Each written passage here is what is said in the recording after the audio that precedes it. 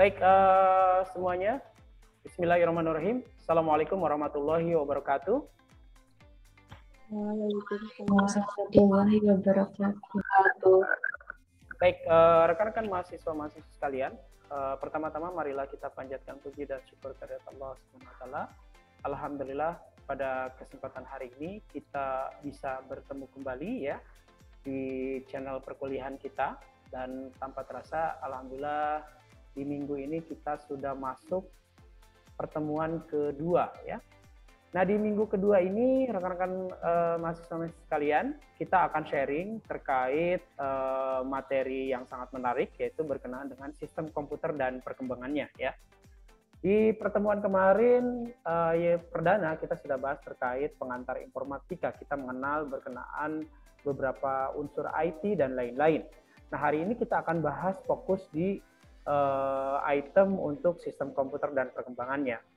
Pada kesempatan hari ini, saya akan sharing kepada teman-teman untuk lebih mengenal bagaimana sistem komputer ini berkembang ya hingga saat ini, dan kita juga akan sharing ataupun mengenal beberapa perangkat komputer yang sudah hadir dalam beragam bentuk yang sangat luar biasa ya, yang hadir ke sisi kita dan banyak kita gunakan untuk berbagai aktivitas kita sehari-hari.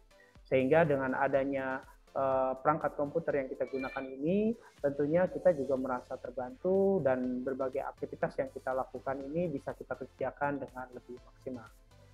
Oke, rekan-rekan sekalian, tanpa membuang waktu lagi, kita langsung saja masuk ke materi kita pada kesempatan hari ini ya. Nah, rekan-rekan sekalian, terkait organisasi sistem komputer, pada prinsipnya sistem komputer ini kemarin sudah saya bahas juga ya. Dia terdiri dari beberapa komponen, ada komponen hardware atau perangkat keras ya, yang kemarin sudah kita bahas secara detail juga. Lalu dia juga ada bagian dari software atau perangkat lunaknya ya, di mana perangkat lunak ini terbagi dari biasanya perangkat lunak sistem operasi atau operating system dan perangkat lunak aplikasi ya, yang banyak kita integrasikan di beberapa perangkat komputer yang memang kita gunakan ataupun kita miliki tentunya teman-teman. Dan intinya hardware dan software ini seperti yang sebelumnya sudah saya sampaikan, itu perlu disesuaikan memang dengan kebutuhannya si user ya, karena masing-masing user ini ketika dia mengkonsumsi perangkat komputer, tentunya user ini memiliki kebutuhan yang bervariatif atau yang berbeda-beda ya. Ketika misalnya kita berbicara profesi saja, seorang profesi misalnya dia bekerja di bidang IT dengan profesi misalnya bukan orang yang bekerja di bidang IT, maka spesifikasi komputer yang perlu dia pakai itu akan berbeda. Dan misalnya kita berbicara di profesi IT saja, profesi IT pun banyak ya. Ada yang mungkin dia pengelola infrastruktur, ada yang dia memang bergerak di bidang desainer misalnya, ada juga mungkin yang bergerak di bidang programmer dan lain-lain. Maka spesifikasi komputer yang akan digunakan pun akan berbeda antara satu profesi dengan profesi yang lain. Nah, itulah reality terkait organisasi sistem komputer, dan sampai sekarang memang terus diimplementasikan untuk kebutuhan seperti itu ya. Jadi tentunya akan ada selalu penyesuaian terkait spesifikasi hardware dan software yang dibutuhkan seiring beberapa perkembangan teknologi yang hadir saat ini. Nah, seiring perkembangan teknologi juga ternyata kemasan hardware dan software ini juga mulai tampil dalam berbagai bentuk yang berbeda-beda ya. Mungkin yang dulunya kita biasanya menikmati sistem komputer ini secara fisikal, maksudnya secara fisikal bisa kita lihat, bisa kita maksudnya bisa kita lihat secara langsung bentuknya gitu ya. Namun di era perkembangan teknologi ini kita juga sudah berkembang beberapa sistem komputerisasi yang dibangun secara virtual ya. Jadi komputer ini spesifikasinya serta virtualisasi, jadi kita bisa kelola dan maintain secara mudah berbasis cloud. Namun untuk bukti fisiknya memang tidak kita lihat secara langsung, dan komputer ini biasanya kalau secara fisikalnya dia dimiliki oleh vendor penyedia layanan ya. Jadi kita bisa mengcustom komputerisasi ini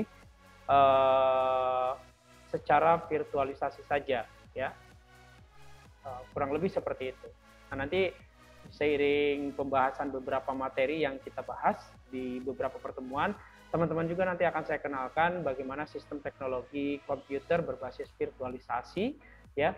Namun kita juga tetap bisa menjalankan fungsi dari sebuah komputer untuk memudahkan kita dalam berbagai aktivitas pekerjaan. Kurang lebih seperti itu ya, teman-teman. Nah, terkait hardware dan software ini perkembangan juga terus ibaratnya berkembang ya. Dari awalnya mungkin si komputer ini ukurannya sangat besar sekali namun kinerja sangat minimal. Nah, sekarang sudah terkait perkembangan hardware sendiri, untuk hardware komputer kita ketahui sekarang bentuknya sudah sangat small ya, sudah sangat simple sekali. Jadi sudah sangat boleh dibilang sangat kecil gitu ya, dan kita membawa komputer ini lebih simple kemana-mana gitu ya untuk membantu kita dalam melaksanakan ataupun mengerjakan berbagai pekerjaan apabila untuk keperluan mobile misalnya, ya itu sangat simpel sekali gitu ya. Dan aplikasi juga sekarang banyak berkembang ke aplikasi-aplikasi yang dari sisi performa si aplikasi ini ringan gitu ya, tetapi dia sudah bisa memberikan servis untuk membantu kita dalam pekerjaan ini lebih baik gitu ya dengan adanya aplikasi. Kurang lebih seperti itu.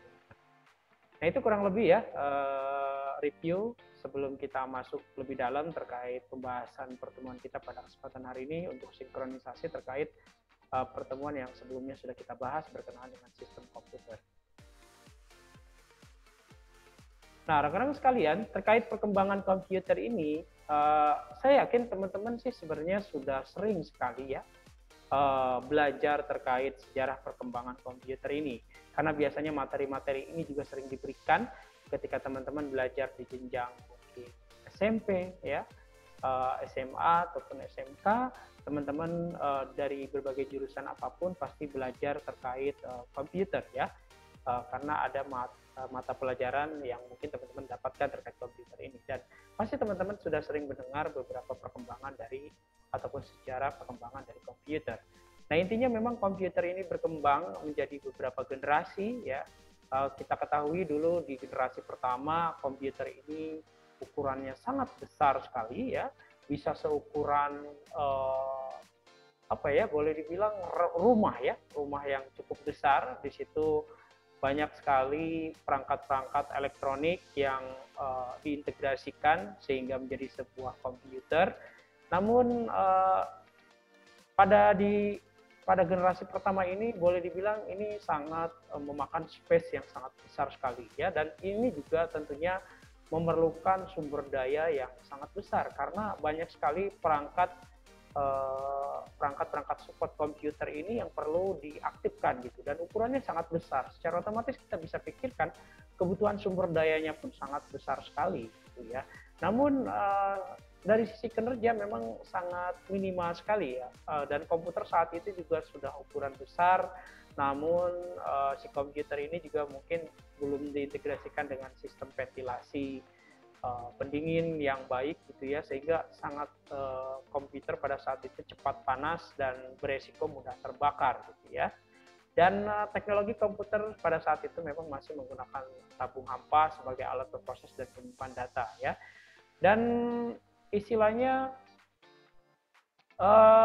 komputer pada saat itu juga dia kemampuan mengolah datanya sangat lambat sekali ya. Jadi kebayang kalau kita dulu ibaratnya merasakan bagaimana fungsi komputer di era generasi pertama ini mungkin menggemaskan gitu ya, dengan begitu spesifikasi yang sangat luar biasa tetapi kinerja sangat minimal sekali gitu ya. Nah itu namun kita tidak bisa memungkiri perkembangan sejarah komputer ya, karena dengan adanya perkembangan komputer di saat itu akhirnya sampai saat ini kita bisa merasakan beberapa teknologi komputer yang sangat canggih ya, karena seiring pertemuan komputer di generasi pertama ini akhirnya komputer juga terus dikembangkan dan akhirnya memiliki kinerja yang selalu diakselerasi dengan berbagai kebutuhan.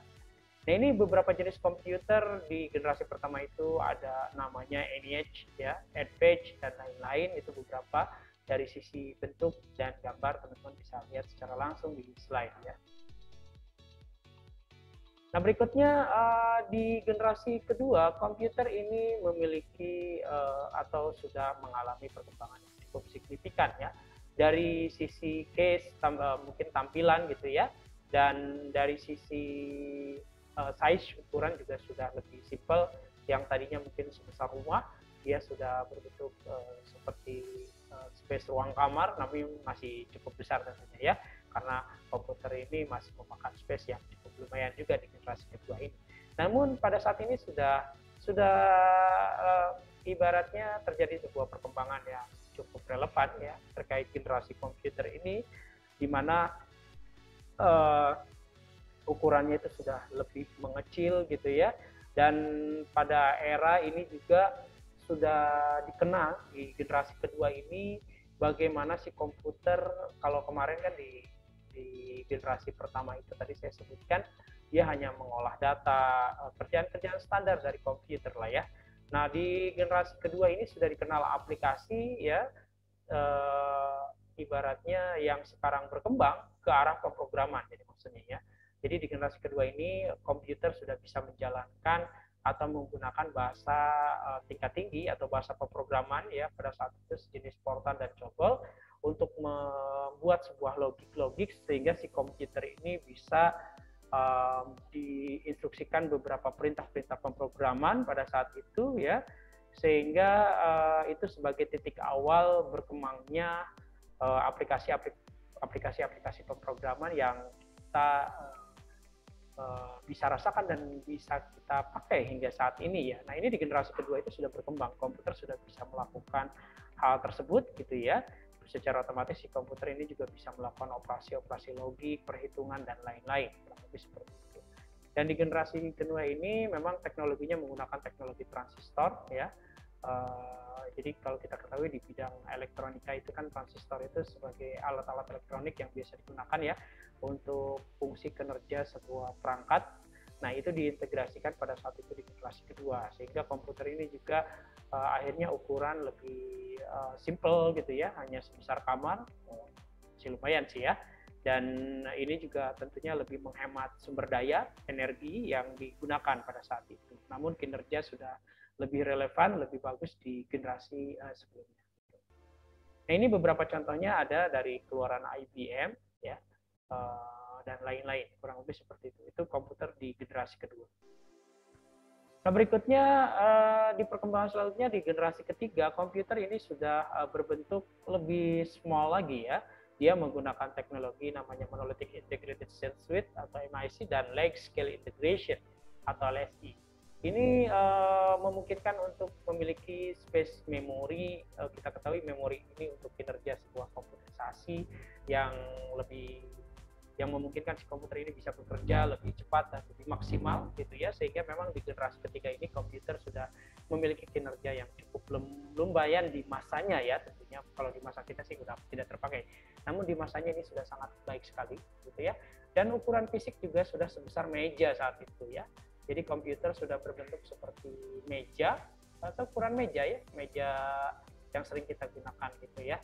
Dan tentunya ini sudah mengalami perkembangan yang sangat baik sekali ya, dari ukuran yang sangat besar lalu ke ukuran yang sebesar kamar, dan sekarang sudah mengecil seperti ukuran meja gitu ya. Dan pada saat ini dia memiliki kinerja komputer sesuai perkembangan sebelumnya yang sudah dicapai gitu ya. Dan ini juga termasuk titik awal lahirnya sebuah konsep fenomena mikrokomputer. Jadi komputer itu sudah dipikirkan bagaimana bisa berukuran lebih simpel dan lebih kecil gitu ya.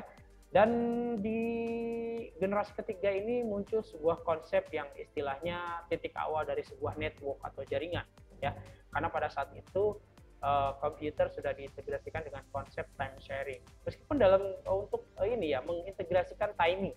Jadi ada sebuah konsep bagaimana mensinkronisasi sebuah time di dalam sebuah komputer yang terhubung ke dalam sebuah network atau jaringan gitu ya, yang memungkinkan nanti sebuah perangkat device ini memiliki timing yang sama antara komputer satu dengan komputer yang lain. Nah, pada saat itu sudah berkembang konsep time sharing ini, sehingga itu sebagai titik awal dikenalnya nanti ke depan terkait perkembangan sebuah network atau jaringan yang menghubungkan berbagai perangkat komputer yang hadir saat ini ya. Dan saat ini juga perkembangan komputer di generasi ketiga ini sudah sangat signifikan juga ya, karena banyak berkembang banyak bahasa-bahasa pemrograman dan teknologi komputer yang bisa diintegrasikan pada komputer di generasi ketiga ini. Ya. Beberapa contoh produk dari komputer ini ada IBM System dan lain-lain, kurang lebih seperti itu. Nah, berikutnya di generasi keempat, siapa yang pernah mengalami masa ini gitu ya? Karena komputer ini sempat sebenarnya kita pakai gitu ya. Saya ingat saya waktu itu mengelola komputer di generasi keempat ini pada saat saya tahun 2005 itu masih ya, saya merasakan komputer generasi keempat ini. Jadi komputer generasi keempat ini sebenarnya bentuknya sudah seperti personal computer ya yang biasa kita gunakan, namun dia central processing unitnya biasanya bentuknya ada yang seperti yang kita lihat saat ini mungkin ya, jadi berupa CPU yang modelnya itu CPU berdiri gitu ya. Ada juga kalau dulu tuh lebih banyak CPU-nya masih di landscape ya, ditidurkan gitu di atas monitor, di atas ditaruh monitornya. Nah, itu komputer generasi keempat ya. Nah, di sini dia menggunakan metal oxide semiconductor atau MOS, dan beberapa produk komputer ini dia sudah bisa diintegrasikan dengan operating system berbasis DOS pada saat itu ya. Mungkin orang tua teman-teman sudah pernah mengalami ya komputer di masa ini. Jadi komputer pada saat itu sudah ada sistem operasi namun berbasis DOS seperti layar hitam ya, command prompt seperti itu waktu saat itu. Namun komputer sudah bisa dioperasikan untuk seperti kinerja sebuah komputer ya. Dia menyimpan data, mengolah data dan lain-lain dan menyelesaikan berbagai pekerjaan juga. Cuman teknologinya saja masih seperti itu. Dan dia ukuran juga sudah semakin mengecil ya. Jadi sudah sangat simpel, sudah mungkin untuk kita pindah-pindah dari satu tempat ke tempat yang lain. Nah, itu di generasi keempat gitu ya. Namun ukuran size spesifikasinya itu sangat minim memang ya. Pada saat itu hard disk masih ada yang di bawah 10 giga ya. Jadi hard disk dulu tuh cuma 1 giga gitu ya. Ada hard disk, mungkin saya juga suka ketawa-ketawa sendiri ya kalau mengingat masa lampau gitu ya, ketika mengelola komputer-komputer jenis di generasi keempat ini gitu ya. Dulu kebetulan saya pernah bekerja di perguruan tinggi juga gitu ya, untuk tingkat akademi atau diploma 3, dan kebetulan saya mengurusi lab komputernya gitu ya. Dan komputernya ya seperti ini gitu ya, space-nya juga hard disk-nya 1 giga, 2 giga gitu ya. Bahkan ada yang di bawah 1 giga. RAM-nya juga sangat kecil sekali. RAM-nya itu ukuran 512 MB, bukan giga ya. 512 MB paling besar itu 512 pada saat itu gitu ya untuk generasi keempat ini. Nah, tentunya kalau di era saat ini terus sudah termasuk kelompok komputer antik gitu ya. Mungkin kalau orang sering kolektor sangat senang untuk mengkolektor komputer ini. Namun pada saat itu yang ingin saya bahas adalah komputer juga sudah memiliki pekerjaan atau kinerja yang bisa kita maksimalkan untuk menyelesaikan beberapa pekerjaan gitu ya. Namun memang dari sisi operating system dan hardware-nya itu masih terbatas gitu, sehingga untuk kinerjanya ya bisa digunakan untuk masa komputer di generasi tersebut.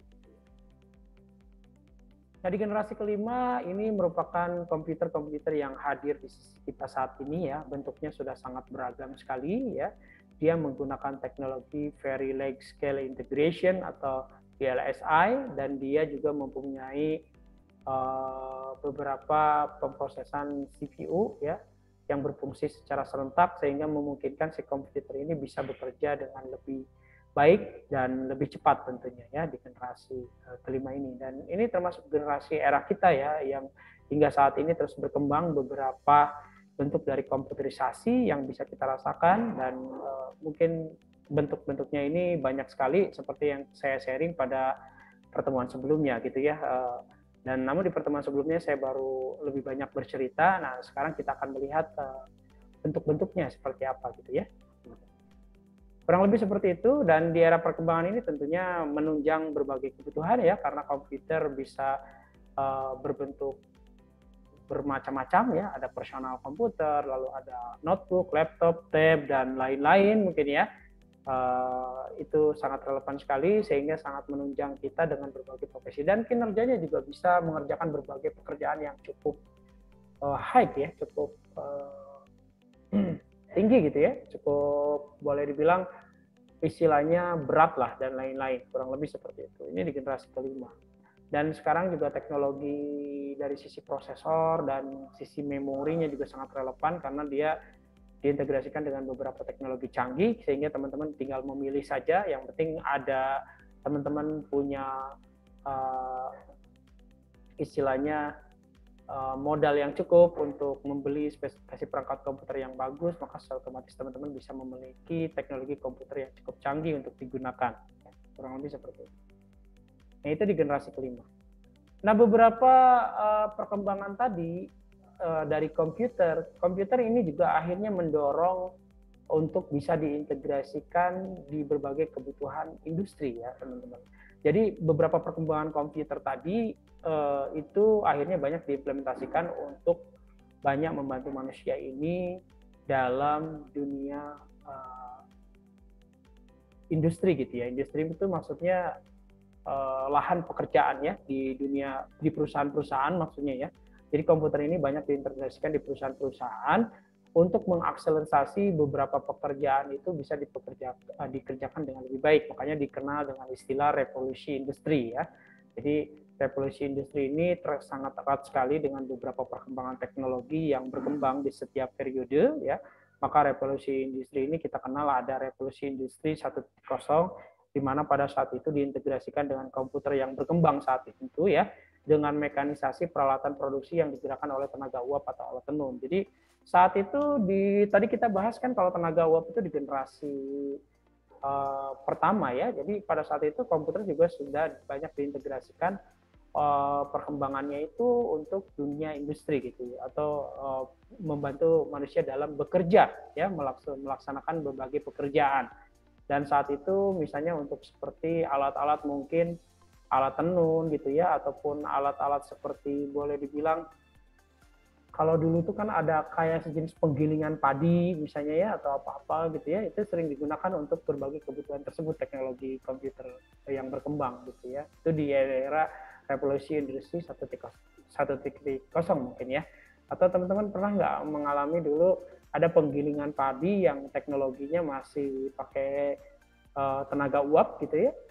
Dulu berkembang teknologi seperti itu gitu ya, untuk beberapa kebutuhan yang diakselerasi di pekerjaan sehari-hari yang dilakukan oleh manusia pada saat itu. Karena mungkin pada saat itu lebih banyak orang bercocok tanam gitu ya, dan lain-lain aktivitas yang dilakukannya gitu. Lalu seiring perkembangan komputer juga hadirlah revolusi industri 2.0, di mana pada saat ini teknologi sudah lebih ke arah jalur perakitan produksi massal yang membutuhkan tenaga kerja dan energi listrik ya.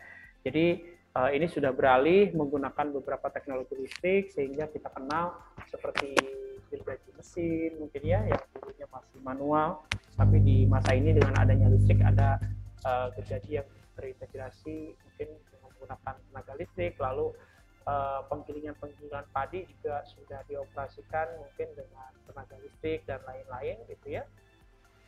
Sehingga pada saat itu di revolusi industri ini tentunya masih mengintegrasikan antara si operator yang menjalankan perangkat-perangkat industri tersebut gitu ya, dengan beberapa perangkat teknologi industri yang sudah bisa diintegrasikan dengan teknologi listrik saat itu ya. Nah, itu di revolusi industri 2.0. Sehingga di era tersebut tentunya beberapa perkembangan komputer ini akhirnya banyak diintegrasikan untuk kebutuhan pekerjaan manusia dalam mengerjakan sehari-hari, sehingga kita kenal mungkin ada beberapa integrasi kendaraan-kendaraan yang untuk kebutuhan bercocok tanam, misalnya kayak jenis traktor ya, tidak menggunakan hewan lagi. Kalau dulu kan yang masih manual sekali masih pakai kerbau misalnya ya. Kalau di era revolusi industri 2.0 ini sudah menggunakan sejenis traktor, pemotong rumput dan lain-lain mungkin ya, karena sudah ada komponen elektronika yang diintegrasikan dengan listrik dan mungkin jenis-jenis bahan bakar, sehingga alat-alat beberapa integrasi untuk di industri ini bisa lebih relevan untuk digunakan. Nah, itu di era revolusi industri 2.0. Nah, berikutnya seiring perkembangan komputer juga lahirlah revolusi industri 3.0. Ini sekitar tahun 1969 gitu ya, di mana pada saat itu sebenarnya sudah memproduksi otomatis menggunakan elektronik dan IT komputer. Jadi di revolusi industri 3.0 ini sebenarnya sudah berkembang teknologi-teknologi canggih, namun masih membutuhkan operator tentunya dalam mengoperasikan. Jadi si operator ini atau manusia masih berperan sebagai pengontrol dan menjalankan si perangkat-perangkat industri ini untuk diaktifkan. Sehingga dengan alat-alat di era berkembang di revolusi industri 3.0 ini tentunya dari sisi production juga sudah lebih baik gitu ya untuk kebutuhan implementasi di perusahaan ataupun industri, sehingga bisa memproduksi barang-barang yang cukup banyak dalam waktu yang lebih singkat, namun kualitas tetap baik di era tersebut. Nah, itu kurang lebih di revolusi industri 3.0. Dan ini juga sudah berkembang beberapa teknologi sejenis robot, namun masih dikendalikan oleh manusia gitu ya untuk operatornya, sehingga ketika kita misalnya mau mengangkat alat-alat berat, si robot ini seperti layaknya manusia ini menggunakan remote gitu ya. Jadi remote itu diatur dan digerakkan seperti layaknya manusia mengoperasikan inilah. Contohnya traktor gitu ya, ataupun mungkin yang kita kenal dengan mesin sejenis mesin beko seperti itu gitu ya. Jadi itu gambarannya seperti itu ya. Jadi si alat-alat elektronik ini sudah bisa dibuat lebih maju dengan integrasi beberapa perkembangan komputer di revolusi industri 3.0, dan akhirnya bisa mengerjakan beberapa pekerjaan namun masih dikontrol oleh manusia atau kita sebagai operator. Nah, berikutnya seiring perkembangan komputer yang semakin canggih, lahirlah revolusi industri 4.0. Ini termasuk produksi cerdas yang mengintegrasikan network, IoT, teknologi cloud, dan big data ya. Jadi di era ini sebenarnya sudah mulai dikembangkan beberapa teknologi otomatisasi ya, yang memungkinkan si teknologi ini bisa diintegrasikan secara automatically, dan ketika di on maka dia akan mengerjakan beberapa pekerjaan ini secara langsung gitu ya, sesuai instruction kerja yang memang di-embed ke perangkat teknologi tersebut, apakah berbentuk perangkat internet of things ataupun teknologi robot ya. Dan itu juga bisa dikontrol dengan network ya, sehingga memungkinkan kita untuk bisa melakukan monitoring ataupun melakukan kontrol dan melakukan memberikan instruction ke teknologi di revolusi industri 4.0 ini dengan lebih mudah berbasis network atau jaringan gitu ya. Sehingga memungkinkan pada era revolusi 4.0 ini sebenarnya para sejenis founder ya atau CEO dia bisa mengontrol ataupun memonitoring pergerakan perusahaannya dengan sangat mudah dengan beberapa integrasi perangkat-perangkat keras ataupun perangkat lunak yang diintegrasikan di perusahaannya, kurang lebih seperti itu. Itu di era revolusi industri 4.0 ya. Namun di era revolusi industri ini sudah berbasis otomatisasi, namun masih ada peran manusia dalam peran untuk mengolah gitu ya, untuk mengolah data, untuk mensinkronisasi dan lain-lain gitu ya. Jadi si teknologi ini sudah sangat canggih di revolusi industri 4.0, namun ada peran manusia untuk memaksimalkan data ini bisa lebih maksimal, atau fungsi kinerjanya ini bisa lebih relevan gitu. Contohnya seperti di era 4.0 ini Google Map lah ya. Kan dengan adanya teknologi Google Map ini sebenarnya masih butuh manusia untuk yang mengakselerasi penggunaan dari fungsi dari Google Map ini. Namun si Google Map ini sudah sangat canggih kan, bisa menuntun kita ketika kita tidak mengetahui beberapa titik lokasi yang kita kunjungi, maka kita bisa mengaktifkan Google Map, lalu si Google Map ini otomatis bisa mengantar kita ke titik lokasi yang memang kita tuju. Namun di sini juga masih ada peran manusia untuk mensinkronisasi atau menyesuaikan. Kadang kan ada Google Map ini juga sering ngaco gitu ya. Namun dengan adanya peran manusia kita bisa memilih jalan-jalan yang memang sesuai sehingga kita bisa sampai ke tujuan ini dengan lebih cepat dan tentunya selamat gitu ya, kurang lebih seperti itu. Nah, itu contoh beberapa implementasi di revolusi industri 4.0. Dan atau ini juga sudah hadir beberapa teknologi-teknologi sejenis Internet of Things ya. Jadi perangkat-perangkat yang kemarin saya ceritakan dengan teknologi IoT ini memungkinkan kita nanti mengintegrasikan beberapa benda mati untuk bisa berkomunikasi dengan kita dan bisa kita implementasikan untuk berbagai kebutuhan seperti CCTV online misalnya kemarin saya sharing ya, ataupun misalnya untuk konsep smart trash, pengaturan lalu lintas, pengangkutan sampah tata kota misalnya dan lain-lain. Dan di sini juga sudah berkembang teknologi cloud, ya berbasis cloud. Jadi komputer-komputer ini sudah berkembang berbasis virtualisasi yang memungkinkan seperti yang tadi saya sampaikan ya, kita memiliki spesifikasi komputer yang bisa kita sewa, namun dia berbasis virtual dan bisa kita fleksibel tingkatkan ataupun kita turunkan spesifikasinya sesuai kebutuhan yang ingin kita integrasikan. Kurang lebih seperti itu. Nah, itu di revolusi 4.0. Lalu berikutnya saat ini kita sedang bergerak juga ya, terutama ini di negara-negara berkembang sebenarnya, itu ke arah Society 5.0 ya, dikenal aja dengan istilah gitu ya, Society 5.0, karena di era ini termasuk era di mana teknologi ini lebih ke arah automatically lebih maksimal dan komputer ini juga diintegrasikan dengan beberapa kecerdasan computation gitu ya, jenis teknologi artificial intelligence yang bisa di-embed ke beberapa perangkat infrastruktur berupa kontrol dari beberapa application gitu ya, dan ini juga teknologi sudah bisa melakukan beberapa interaksi dengan kita secara langsung gitu, berbasis verbal virtual gitu ya. Jadi maksudnya kalau kita melakukan interaksi berbasis seperti layaknya kita mengobrol dengan rekan kita sesama manusia gitu ya. Nah, itu teknologi sudah bisa diintegrasikan seperti itu. Jadi dia akan memberikan report-report sesuai komunikasi yang kita sampaikan ke teknologi tersebut ya. Contoh implementasinya ini beberapa seperti teknologi mobil kendaraan canggih ya berbasis otonom, apakah itu mobil otonom, motor otonom, ataupun sampai beberapa untuk integrasi pesawat otonom dan lain-lain.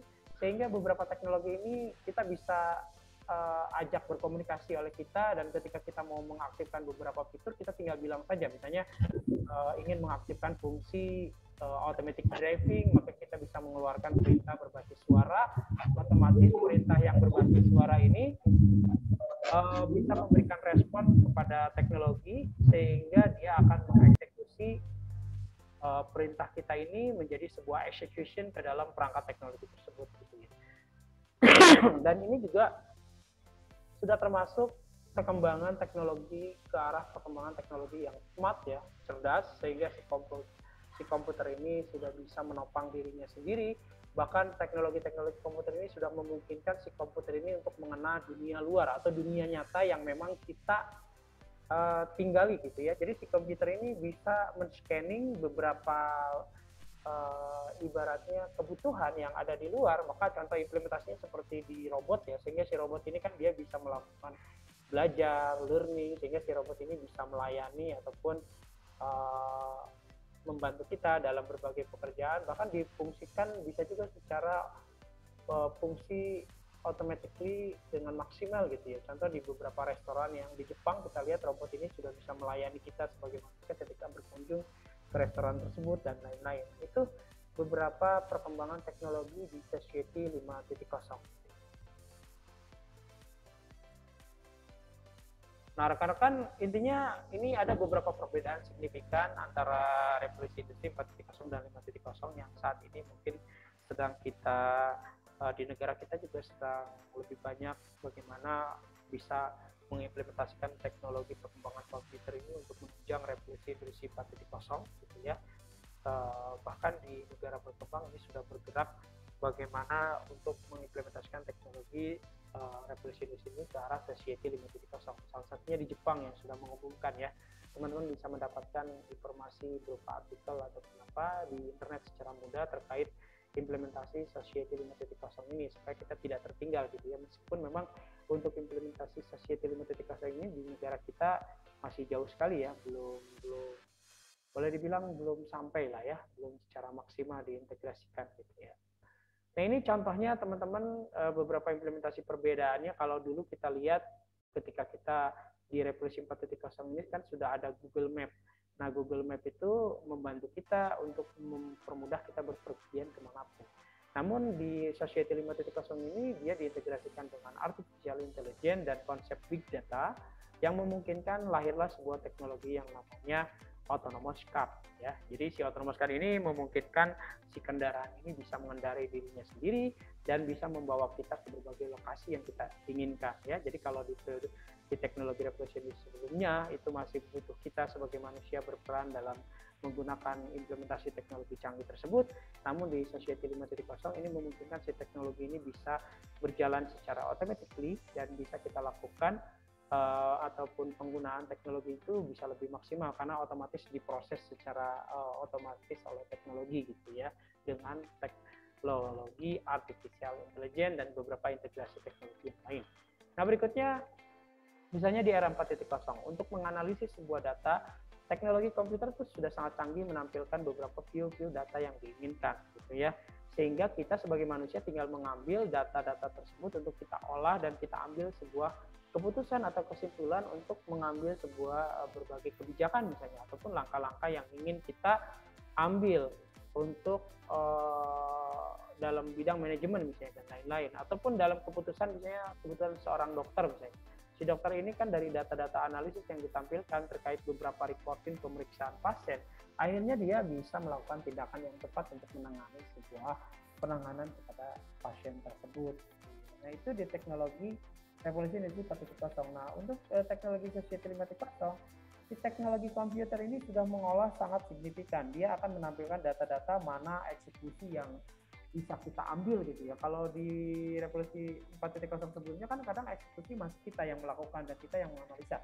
Nah, kalau di Society 5.0 ini sebuah si komputer inilah yang menganalisis, lalu dia juga akan memberikan clue-clue ataupun tindakan-tindakan yang sangat tepat untuk kita lakukan terkait beberapa problem yang memang kita hadapi gitu ya, dan kita tinggal memilih saja karena dengan teknologi artificial intelligence ini komputer sangat cerdas sekali, dia bisa mengolah data, menampilkan beberapa processing yang sangat tepat sehingga kita manusia bisa melihat beberapa clue yang diberikan oleh sebuah komputer dan kita tinggal eksekusi saja untuk mengambil sebuah tindakan.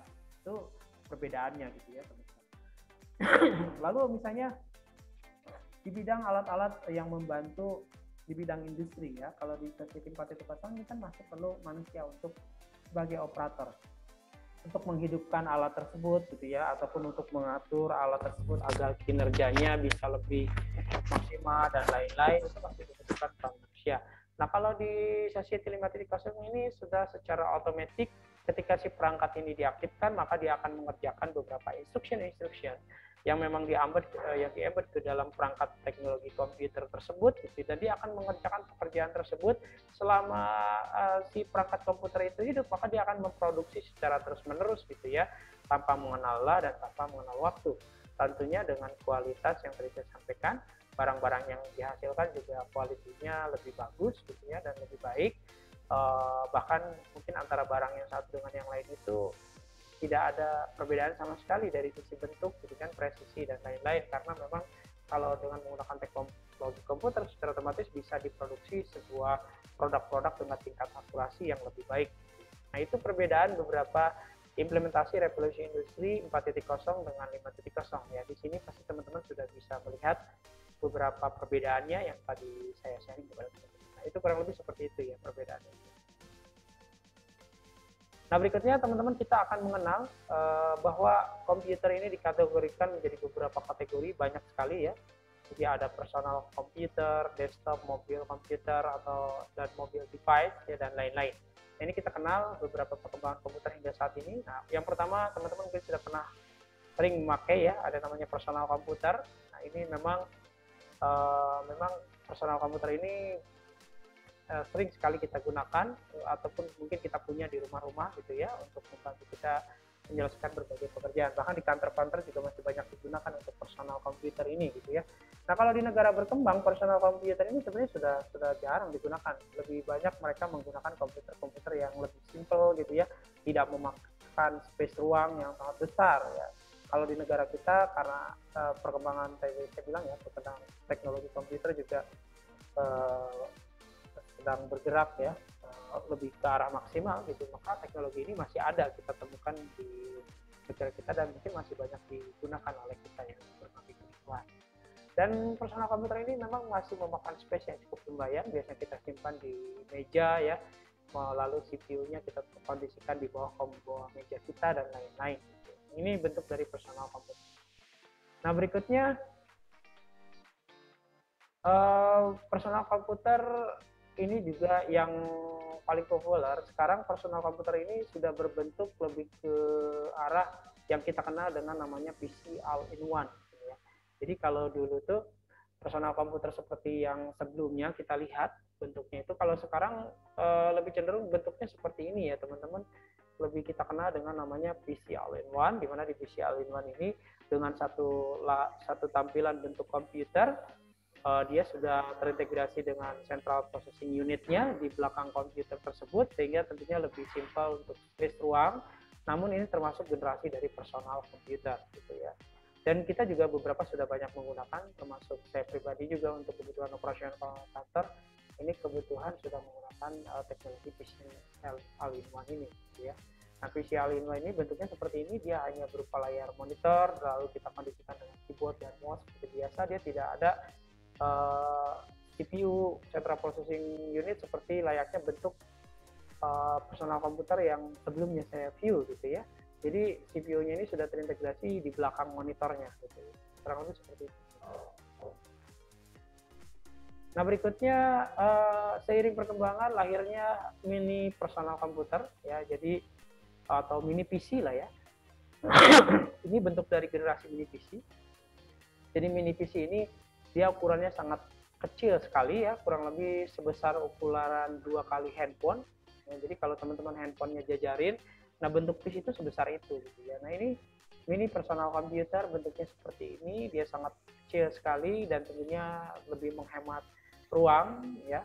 Dan terkait view dari monitor tetap ya, kalau monitornya dia tetap menggunakan ukuran monitor yang seperti biasa kita gunakan, namun dari sisi central processing unitnya saja yang sangat kecil, jadi ukurannya 2 kali handphone yang kalau kita jajarkan gitu, jadi sangat kecil sekali. Namun spesifikasi dia sudah menawarkan beberapa spesifikasi komputer yang sangat canggih gitu ya, dengan spesifikasi yang boleh dibilang high specification, jadi cukup tinggi. Kita tinggal memilih saja dari segi teknologi prosesor yang ingin kita integrasikan misalnya, ataupun RAM-nya mau berapa, teknologi RAM-nya mau pakai apa, ini sudah memungkinkan untuk di teknologi mini personal komputer ini. Dan yang paling penting, ini sangat menghemat sumber daya sekali ya. Jadi dengan teknologi mini personal komputer tadi, kalau personal komputer kan sudah jelas ya, dia 200 minimalnya 250 watt gitu ya. Kalau yang mini PC tadi seperti sumber daya laptop lah ya, seperti layaknya teman-teman menyalakan laptop, dia kan lebih ringan lagi. Kalau ini lebih simpel lagi ya, dia cuma kurang lebih 15 watt, sangat kecil seperti layaknya lampu ya sumber dayanya. Jadi sangat simpel sekali, menghemat sumber daya, dan utama juga dia lebih menghemat ruangan yang kita gunakan karena komputernya sangat kecil sekali gitu, dari sisi bentuknya. Kurang lebih seperti itu. Nah, ini ada berikutnya teknologi mobile computer dan mobile device ya. Ini kita teman-teman sudah pasti sering pakai ya, teknologinya sejenis laptop ya, notebook ataupun ultrabook. Ini memang biasanya untuk memperoleh teknologi ini kita cukup menyiapkan kocek yang lumayan juga ya, jadi harus menyiapkan dana yang cukup lumayan karena harganya biasanya tergantung spesifikasi. Kalau spesifikasinya mungkin spesifikasi lama, harganya cukup murah, tetapi kalau kita misalnya ingin mendapatkan spesifikasi yang update untuk beberapa pekerjaan mobile yang kita lakukan ya, maka dana yang perlu kita siapkan juga cukup lumayan. Namun kita tidak bisa pungkiri dengan teknologi ini memang kita lebih simpel dalam bekerja ya, terutama kalau teman-teman misalnya melakukan aktivitas perkuliahan dan lain-lain dengan teknologi mobile komputer ini gitu ya, dan mobile device ini perangkat maksudnya, teman-teman bisa lebih simpel menggunakan beberapa teknologi dari komputer. Nah berikutnya ada juga tablet PC, ya ini termasuk tadi ya perangkat mobile juga. Nah, ini tablet PC ini sekarang sudah banyak berkembang ya, bentuknya layarnya biasanya paling besar tuh 10 in, ya, 10 in cukup kecil, bahkan ada yang 8 in, sangat kecil, dan dia sudah memiliki kinerja seperti layaknya komputer ya teman-teman, dan bahkan dengan spesifikasi yang cukup besar. Dia juga biasanya sudah diintegrasikan dengan teknologi SSD, solid state drive, jadi memungkinkan meskipun kecil ukurannya, tetapi dia bisa dioperasikan sangat cepat dan bisa untuk menyelesaikan berbagai pekerjaan dengan lebih maksimal ya, dengan kecanggihan teknologinya. Nah, itu tablet PC ya. Biasanya mungkin teman-teman ada yang punya teknologi ini gitu ya. Biasanya sering digunakan oleh bos-bos ya kalau teknologi ini. Untuk kerjaan mobile dia masih perlu perangkat komputer untuk menyelesaikan dalam proses perjalanan dan lain-lain. Maka tablet PC ini sering digunakan. Oke, kita lanjutkan.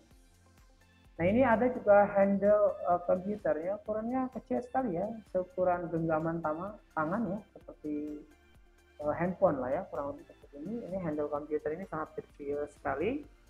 Biasanya sering digunakan oleh beberapa profesi pekerjaan seperti start meter gitu ya, untuk mengukur beberapa pengukuran di lapangan gitu ya. Jadi dia komputer yang sangat kecil, bentuknya seperti ini, handheld komputer ini ya. Mungkin teman-teman pernah lihat ya, dan dia bisa menjalankan seperti layaknya sistem komputer ya teman-teman. Dia punya operating system dan dia juga bisa diinstal beberapa aplikasi yang bisa diintegrasikan gitu ya.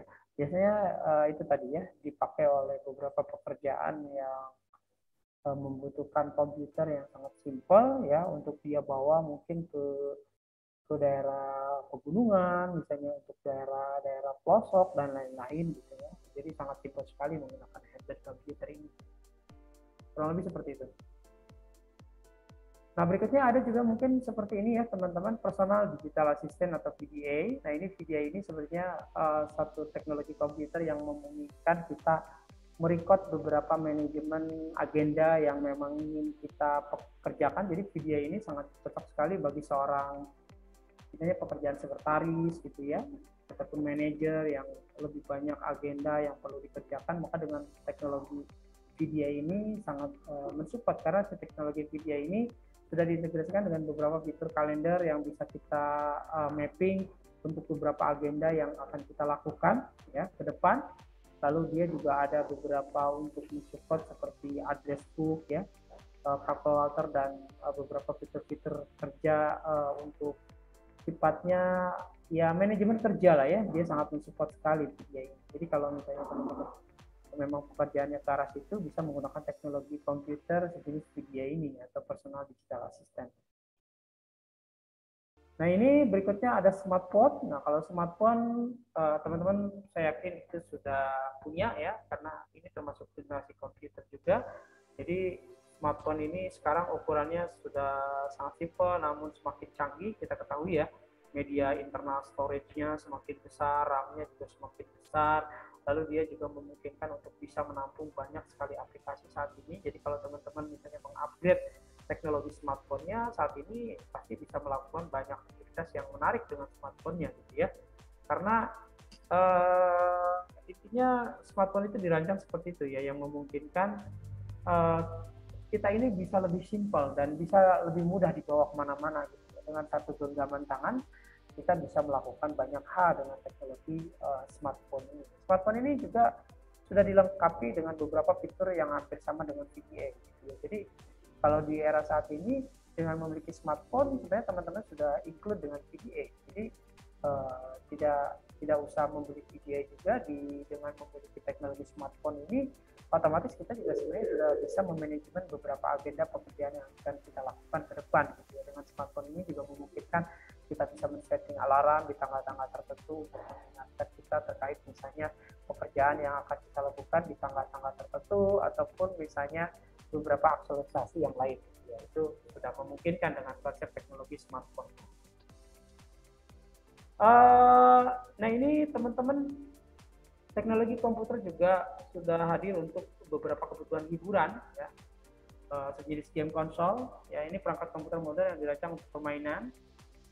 Kita ketahui dulu teknologinya kita kenal dengan istilah PlayStation, ya. PlayStation. Nah ini kan PS-nya juga ada PS berapa kan, PS1, PS2, PS3, PS4, PS5 gitu ya.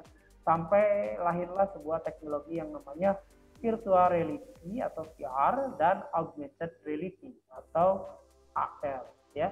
Nah ini teknologi yang bertujuan sebenarnya biasanya diintegrasikan bukan hanya sekedar game, ya. Kalau udah ke arah VR dan AR, ya. Karena dengan teknologi VR dan AR ini kan berbedanya seperti ya teman-teman. Kalau VR ini seperti kita bisa masuk ke dalam teknologi tersebut, ya. Contohnya teman-teman kalau nonton video 3 dimensi lah, ya. Misalnya nonton bioskop dengan kacamata 3 dimensi. Nah, teman-teman kan merasakan seperti masuk ke dalam film tersebut gitu ya, dan bisa merasakan beberapa sensasi di dalam film tersebut, ya. Mungkin teman-teman pernah kan menonton di bioskop 3 dimensi misalnya, kurang lebih seperti itu. Itu contoh implementasi dari VR, virtual reality, ya. Namun kita bisa merasakan saja gitu, tapi tidak bisa beraktivitas ataupun berkarya di dalamnya, di virtual itu. Maka dikembangkanlah menjadi sebuah augmented reality. Kalau virtual reality kan kita hanya menikmati, ya, game, kita main game tapi serasa kita masuk ke dalamnya. Jadi kita bisa merasakan sensasi bermain game di dalam gitu, seakan-akan kita menjadi peserta di game tersebut gitu ya, tapi kita hanya bisa merasakan saja kalau di VR. Nah kalau di augmented reality ini kita bukan hanya sekedar merasakan situasi di dalam, tapi kita juga bisa berkarya di dalam. Maka teknologi augmented reality ini biasanya banyak diimplementasikan untuk membuat sebuah produk-produk desain, ya. Jadi produk-produk desain ini bisa dikembangkan dulu secara virtual menggunakan teknologi augmented reality, ya. Nah nanti ketika misalnya si teknologinya ini sudah matang, sudah fix gitu ya, bisa kita implementasikan ke dunia nyata atau kita cetak gitu ya. Kurang lebih seperti itu. Nah itu teknologi augmented reality gitu ya. Nah ini berikutnya berkembang juga jenis-jenis komputer server. Komputer server ini ada bentuknya seperti ini ya, ada seperti CPU. Kalau komputer server memang dia spesifikasinya berbeda dengan yang lain, dia ukurannya sangat besar. Ya seiring perkembangannya, dulu komputer server ini berbentuk seperti yang paling atas ini ya, dia hampir mirip dengan central processing unit, namun spesifikasinya tentunya lebih besar di dalamnya ya.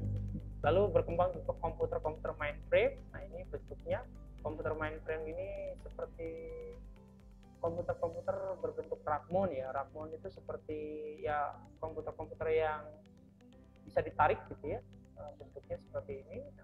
Di tengah ini termasuk komputer mainframe. Dia juga sangat memang kinerjanya sangat powerful, besar sekali spesifikasinya, dan dia juga mensupport beberapa layanan yang sangat besar.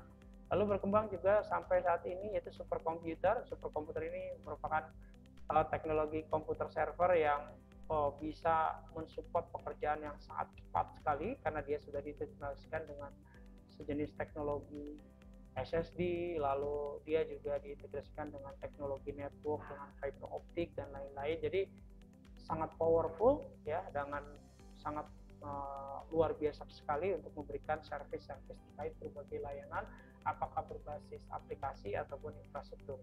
Nah itu jenis-jenis komputer server. Nah, seiring perkembangan teknologi lahirlah sebuah embedded computer. Nah, embedded computer ini merupakan teknologi IoT sebenarnya ya, Internet of Things. Jadi ini mengembed beberapa perangkat komputer ke beberapa benda mati, sehingga lahirlah beberapa teknologi canggih ya dengan embedded computer ini ya. Jadi komputer ini diembed ke beberapa kebutuhan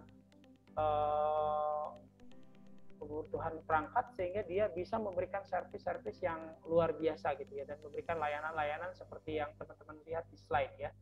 Jadi ada untuk kebutuhan digital signage misalnya, atau untuk education dan office use, atau bidang retail ya, bidang misalnya medical ya ataupun yang lain-lain, ini banyak sekali implementasi dari sebuah embedded computer ini, karena komputer ini akhirnya bisa di-embed untuk berbagai kebutuhan ya, tinggal kita integrasikan, kurang lebih seperti itu. Sehingga lahirlah teknologi-teknologi yang sangat canggih yang saat ini bisa kita rasakan dan bisa kita gunakan untuk kebutuhan. Itu embedded computer. Nah, berikutnya ini juga berkembang sebuah keilmuan terkait komputer yang dikenal dengan istilah computer vision. Nah, ini computer vision ini sebenarnya ilmu yang dapat memungkinkan sebuah komputer ini bisa melihat benda atau objek yang berada di sekitarnya. Jadi, dengan computer vision ini memungkinkan si komputer ini mengenal dunia nyata, ya, dunia kita. Jadi si komputer ini bisa melakukan scanning dan bisa melakukan beberapa pembelajaran dengan beberapa konsep teknologi yang diimplementasikan seperti machine learning, deep learning, ya, lalu artificial intelligence dan sensor-sensor yang diintegrasikan ke dalam komputer tersebut, yang misalnya kita implementasikan ke dalam robot, akhirnya si robot ini bisa mengenal dunia luar dan dia bisa belajar dan dia akhirnya bisa melakukan beberapa instruction yang sangat smart ya, sangat pintar untuk berbagai kebutuhan. Nah itu ya teman-teman beberapa perkembangan komputer ya, hingga saat ini yang tadi saya sharing, bahkan sampai yang kita kenal dengan istilah computer vision ini ya. Jadi computer vision ini sangat cerdas sekali ya. Si komputer bisa melihat beberapa implementasi di dunia nyata dan bisa dia eksplorasi dan akhirnya bisa dikembangkan, dan ini menggunakan teknologi-teknologi UHD kamera gitu ya, sehingga memungkinkan si komputer ini men-scan beberapa lingkungan nyata di sekitar kita itu dengan lebih baik, dan bahkan bisa mengenal lingkungan kita. Misalnya ketika kita berkomunikasi dengan teknologi komputer ini, dia bisa mengenal siapa kita gitu kan, siapa nama kita, identitas kita secara detail dan lain-lain, kurang lebih seperti itu. Itu hingga saat ini perkembangan komputer sampai di sini ya, sampai ke arah computer vision ini yang paling canggih sekali.